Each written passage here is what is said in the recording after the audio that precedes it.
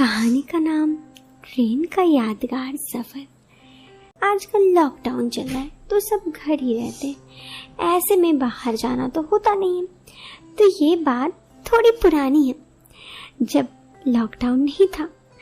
ये बात मेरी शादी के पहले की है, तब मैं ग्रेजुएशन कर रही थी और तब ट्रेन के सफ़र में ये यादगार कहानी है जो आप सबको बता रही हूँ। मैं हमेशा अपने आप में बंधन के रहती। मुझे हर महीने कोई ना कोई ज़िंदगी में प्यार चाहिए था। कई बार किसी से मैं मिल भी जाती तो कई बार ऐसे ही बैठा जाना पड़ता। एक बार मैं अपने कुछ काम से ट्रेन का सफ़र कर रही थी। मेरे साथ एक लड़का बैठा था, उससे मेरी अच्छी बातें हो रही थी।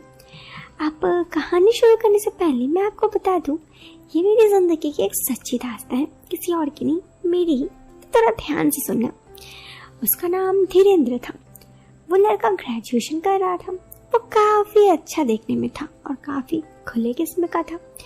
वो कई बार जोक मारते हुए बिना कुछ शर्म किए हुए कुछ भी बोल देता, तो मैं भी कोई हिचकिचाहट नहीं रखती। कुछ देर बाद हमारी ट्रेन एक स्टेशन पर रुकी। उधर हमारे पास बैठे बहुत सारे लोग उतर गए। वो लड़का भी नीचे उतरकर कुछ खाने के लिए लेने गया। वापस आने के बाद मैंने मुझसे पूछा, आप कुछ खाओगे? मैं उसकी बात समझ गई, वो क्या फल खाने का बात कर रहा था। मैंने उससे कहने लगी, हाँ बिल्कुल, अगर कुछ ताज़ा अच्छा मिले तो मुझे पसंद है। वो बोला कि तो ठीक है, मेरे पास कुछ फ्रूट्स हैं जो है देता हूँ। मैं उसकी तरफ आंखें नचा कर देखी, अच्छा दिखाना। उसने फ्रूट्स निकाले और फ्रूट्स दे दी। आप भी ना बस मुझे गलत मत समझो, मैं तो सीधा साधा बालक हूँ। ये कहकर वो हंसने लगा, मैं भी हंस दी। उसने जो फल मुझे दिए मैंने उसे हाथ से लिया और उसके सामने ही अच्छे से खाने लगी। मेरी इस हरकत से वो भी काफी एक्साइटेड हो गया। फिर वो ज्यादा कुछ नहीं बोला। 1 मिनट बाद वो उठा और वॉशरूम की तरफ चला गया। मुझे पता था वो क्यों गया है। थोड़ी देर बाद आकर वापस बैठ गया। उसकी तरफ देखकर मैंने कहा कि वैसे उसने मुझे कहा, वैसे मुझे सेब पसंद है।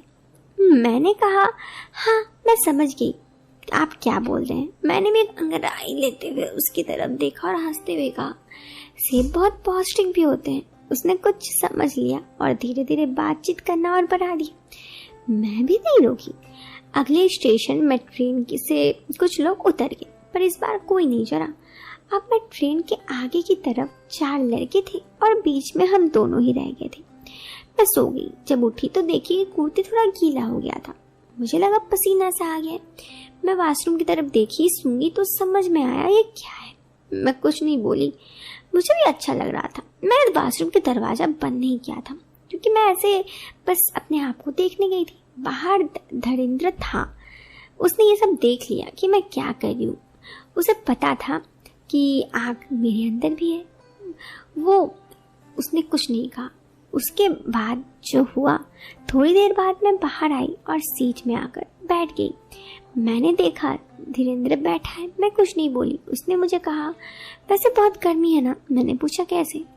उसने कहा, बहुत गर्मी लग रही है। उसकी बात से मैं समझ गई ये कहना क्या चाहता है। मैं भी जैसे एक्साइटेड होकर बोली कि हाँ।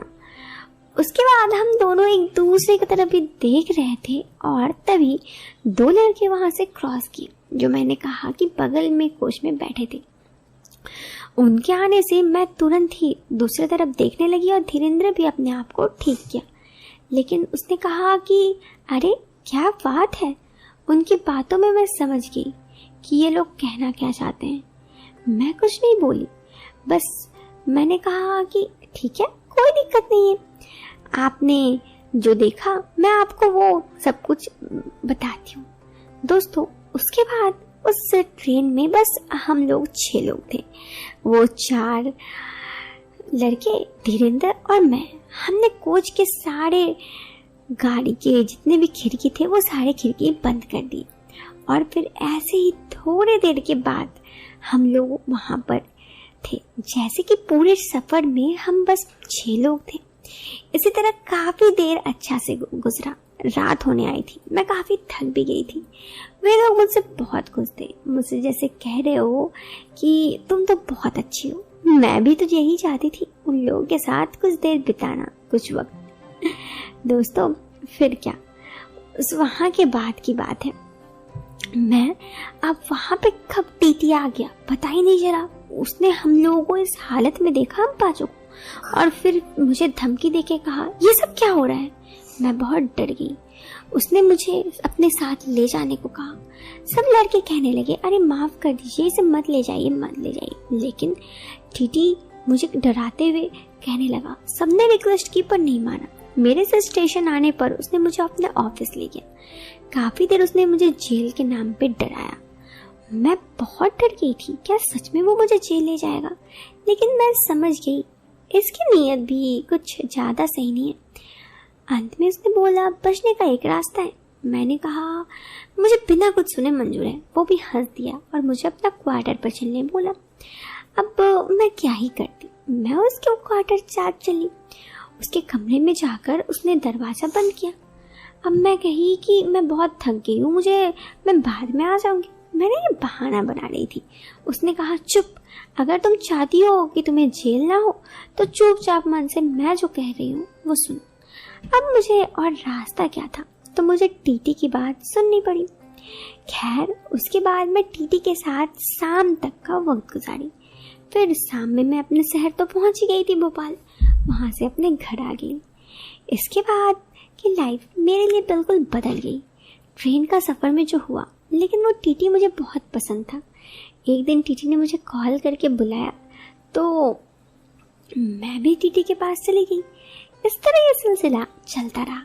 मैं कई बार उस टीटी से मिलने उसके क्वार्टर जाती। इसी तरह काफी एक साल बीत गया और फिर एक साल बाद मेरी शादी लग गई।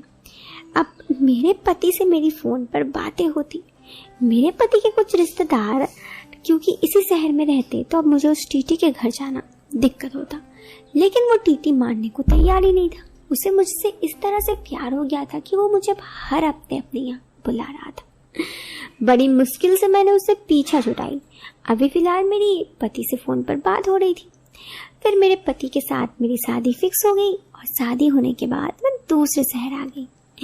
फिर तो जिंदगी बदल सी गई। अभी लॉकडाउन में खैर क्या ही बताऊं, जिंदगी बोरिंग हो गई है। फिर लॉकडाउन के बाद किसी और लोगों से मिलूं तो वो कहानी आपको जरूर मेरी जिंदगी की बताऊंगी। अभी इस वीडियो से लेती हूँ अलविदा, मिलते एक नेक्स्ट वीडियो में। टिल देन आप इस वीडियो को लाइक कर सकते हो, चैनल पे पहली बार आए हो तो सब्सक्राइब करना। दोस्तों एक बात, कहानी कैसी लगी कमेंट करना। Till then bye bye, take care.